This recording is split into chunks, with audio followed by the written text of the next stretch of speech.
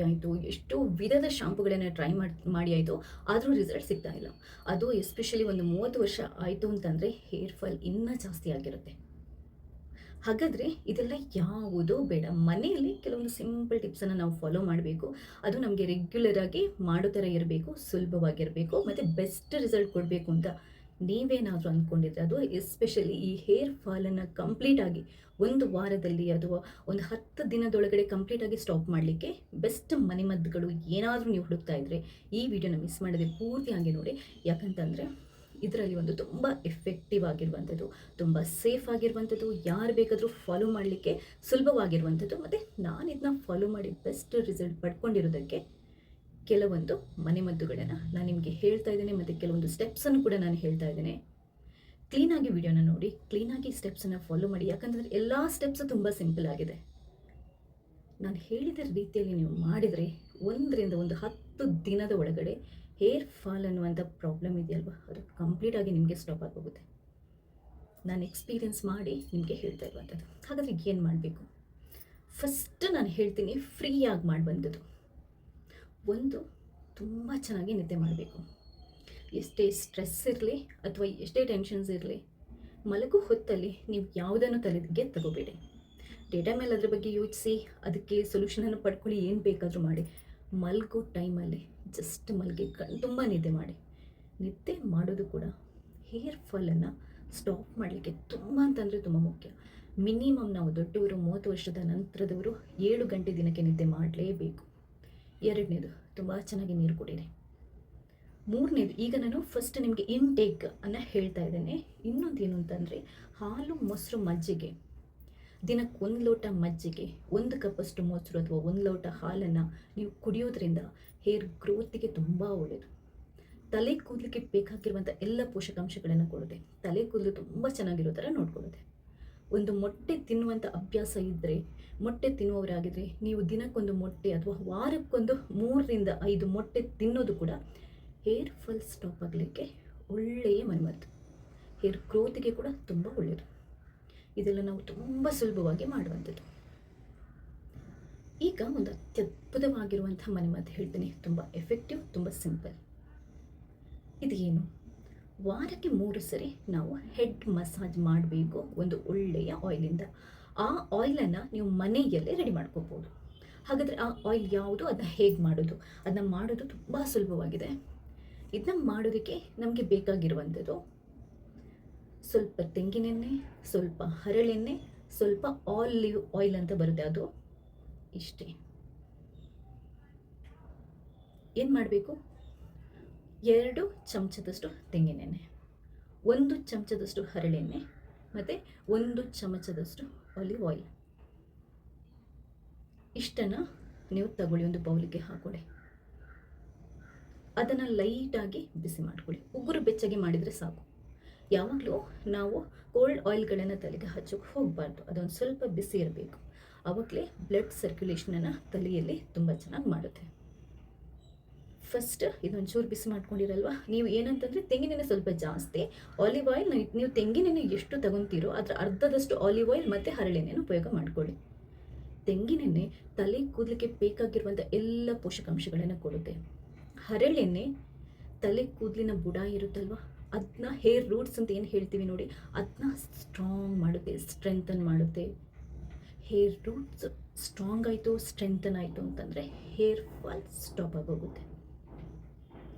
Olive oil blood ಸರ್ಕ್ಯುಲೇಷನ್ನ improve ಮಾಡುತ್ತೆ, ಹೊಸ ತಲೆ ಕೂದಲು ಹುಟ್ಟೋ ಥರ ಮಾಡುತ್ತೆ, ತಲೆ ಕೂದಲಿಗೆ ಶೈನಿ ಮತ್ತು ಸಿಲ್ಕಿ ಟೆಕ್ಸ್ಚರನ್ನು ಕೊಡುತ್ತೆ. ನಾನು ರೆಗ್ಯುಲರ್ ಆಗಿ ಇದನ್ನ ಹಾಕ್ತಾಯಿದ್ದೇನೆ. ನಿಮಗೆ ನನ್ನ ತಲೆ ಕೂದಲಿನ ಟೆಕ್ಸ್ಚರ್ ನೋಡಿದರೆ ಗೊತ್ತಾಗುತ್ತೆ, ಸಿಲ್ಕಿ, ಶೈನಿ ಆ್ಯಂಡ್ ಸ್ಮೂತ್ ಇದೆ. ನಿಮಗೆ ಆಲಿವ್ ಆಯಿಲ್ ಮತ್ತು ಈ ಹರಳೆಣ್ಣೆ ಇದೆಯಲ್ವಾ, ತಲೆ ಕೂದಲನ್ನು ಸಿಲ್ಕಿ, ಸಾಫ್ಟ್, ಶೈನಾಗಿ ಮಾಡೋದಕ್ಕೆ ತುಂಬ ಒಳ್ಳೆಯದು. ಏನು ಮಾಡಬೇಕು? ವಾರಕ್ಕೊಂದು 3 ಸರಿ ನೀವು ತಲೆ ಸ್ನಾನ ಮಾಡ್ತೀರಾ ಅಂತ ಇಟ್ಕೊಳ್ಳಿ.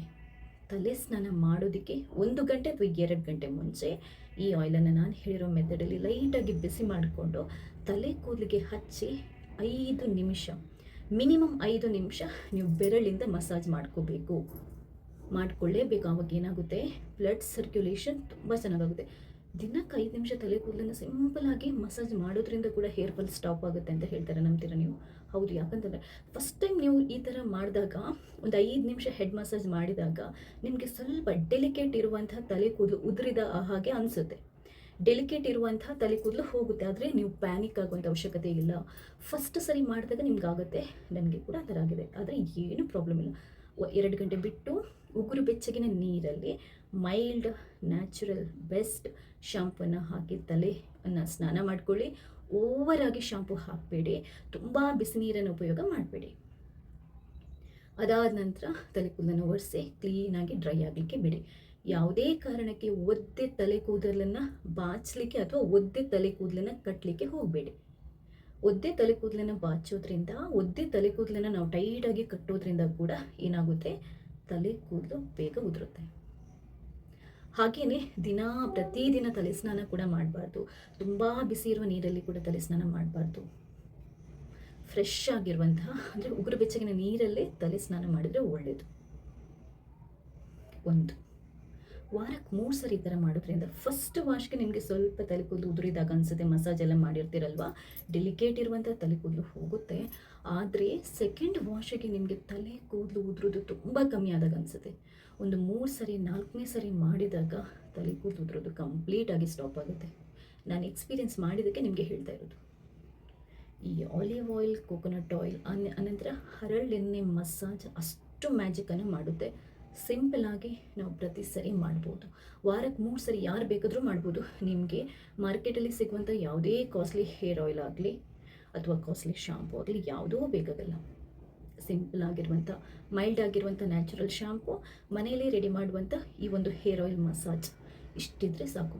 ಇದರ ಜೊತೆಗೆ ಉದುರು ಹೋಗಿರೋ ತಲೆ ಕೂದಲು ಮತ್ತೆ ಹುಟ್ಟಿ ಬರಬೇಕು ಸೂಪರ್ವಾಗಿ ಅಂತಂದರೆ ಇನ್ನೂ ಒಂದು ಟಿಪ್ಸನ್ನು ಫಾಲೋ ಮಾಡಿ. ಅದೇನು ಅಂತಂದರೆ, ಈರುಳ್ಳಿ ಬರುತ್ತಲ್ವ, ಈರುಳ್ಳಿದು ರಸ ಸ್ವಲ್ಪ ತಗೋಬೇಕು. ಅದಕ್ಕೆ ಸ್ವಲ್ಪ ಪ್ಯೂರ್ ಆಗಿರುವಂಥ ಅಲೋವೆರಾ ಜೆಲ್ಲನ್ನು ಸೇರಿಸಿ ನೀವೇನು ಮಾಡಬೇಕು ಅಂತಂದರೆ ಮಿಕ್ಸ್ ಮಾಡಿಕೊಂಡು ವಾರಕ್ಕೆ ಒಂದ್ಸರಿ ತಲೆ ಕೂದಲಿಗೆ ಹಚ್ಚಿ 1-2-3 ನಿಮಿಷ ಮಸಾಜ್ ಮಾಡಿ ಅರ್ಧ ಗಂಟೆ ಬಿಟ್ಟು ತಲೆ ಸ್ನಾನ ಮಾಡಬೇಕು.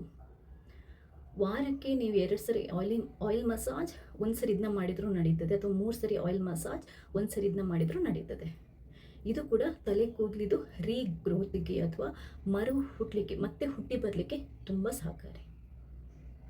ಅದಾದ ನಂತರ ನಾನು ಹೇಳಿರುವಂಥದ್ದು ದಿನಕ್ಕೊಂದು ಕಪ್ ಮೊಸರು, 1 ಲೋಟ ಹಾಲು ಅಥವಾ ಮಜ್ಜಿಗೆ ಕುಡಿಯೋದು, ಕಣ್ತುಂಬ ನಿದ್ದೆ ಮಾಡೋದು, ತರಕಾರಿ ಹಣ್ಣು ಹಂಪಲು ಜಾಸ್ತಿ ಸೇವಿಸೋದು, ಇದೆಲ್ಲ ತಲೆ ಕೂದಲಿನ ಬೆಳವಣಿಗೆಗೆ, ತಲೆ ಕೂದಲದ ನಿಮಗೆ ಆರೋಗ್ಯವನ್ನು ವೃದ್ಧಿ ಮಾಡಲಿಕ್ಕೆ ತುಂಬ ಅಂತಂದರೆ ತುಂಬ ಒಳ್ಳೆಯದು. ಈ ಸಿಂಪಲ್ ಟಿಪ್ಸನ್ನು ಫಾಲೋ ಮಾಡಿ ಅದ್ಭುತ ರಿಸಲ್ಟನ್ನು ಪಡೆಯಿರಿ.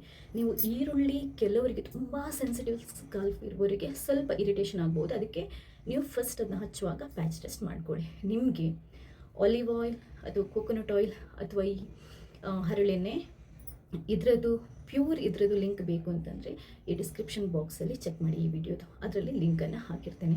ಈ ವಿಡಿಯೋ ಇಷ್ಟ ಆದರೆ ಲೈಕ್ ಮಾಡಿ ಮತ್ತು ಸೇವ್ ಮಾಡಿ ಇಟ್ಕೊಳ್ಳಿ. ಹಾಗೆಯೇ ನೀವು ಮಾತ್ರ ನೋಡೋದಿಲ್ಲ, ಬೇರೆಯವರಿಗೆ ಶೇರ್ ಮಾಡೋದನ್ನು ಮರಿಬೇಡಿ. ಯಾಕಂತಂದರೆ ಇದೊಂದು ತುಂಬ ಉಪಯೋಗಕ್ಕೆ ಬರುವಂತಹ ವಿಡಿಯೋ. ಯಾಕಂತಂದರೆ ತುಂಬ ಜನರಿಗೆ ಈ ಹೇರ್ ಫಾಲ್ ಪ್ರಾಬ್ಲಮ್ ಇರುತ್ತೆ. ಸೊ ನೀವು ನೋಡಿ ಸೇವ್ ಮಾಡಿ ಇಟ್ಕೊಳ್ಳಿ, ಬೇರೆಯವ್ರಿಗೂ ಸರ್ಕ್ಯುಲೇಟ್ ಮಾಡಿ. ಇದು ನನ್ನ ಹೊಸ ಚಾನೆಲ್, ಇದನ್ನ ಸಬ್ಸ್ಕ್ರೈಬ್ ಆಗೋದನ್ನು ಮರಿಬೇಡಿ. ಇಂಥದ್ದು ಅದ್ಭುತವಾಗಿರುವಂತಹ ಬ್ಯೂಟಿ ಟಿಪ್ಸ್ ಅಥವಾ skin care tips, hair care ಟಿಪ್ಸನ್ನು ರೆಗ್ಯುಲರ್ ಆಗಿ ಹಾಕ್ತಾ ಇರ್ತೇನೆ. ಥ್ಯಾಂಕ್ಸ್ ಎಲ್ರಿಗೂ.